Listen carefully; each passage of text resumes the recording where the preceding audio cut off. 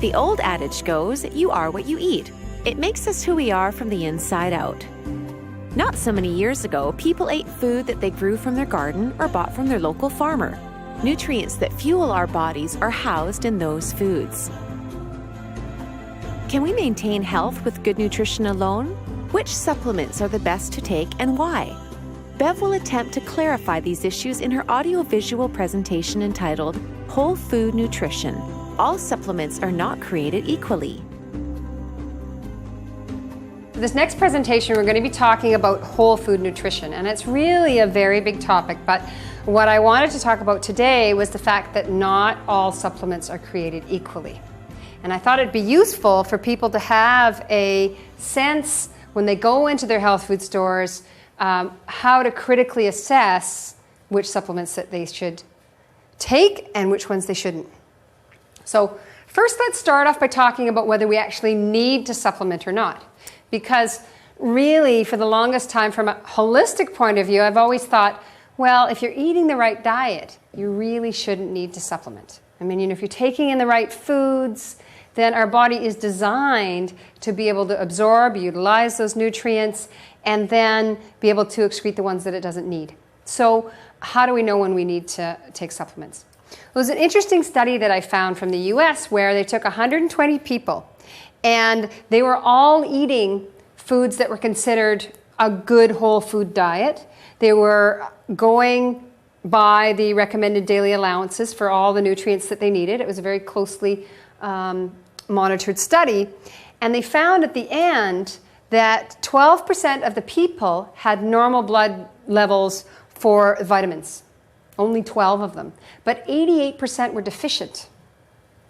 61% of these people, as I said, were having a normal North American diet and the recommended diet. So really, when you look at it from that point of view, is that there may be problems in absorption with these people, but generally, it seems that we need to take on some kind of supplement regime to be able to let ourselves get the nutrients that it needs. So we're not in starvation mode in our society, because if you look at general weights have been going up and up and up. But I think the problem is that we're really eating nutrient deficient foods generally, and maybe even our recommended daily allowances are not appropriate to be able to give us what we need for our overall health.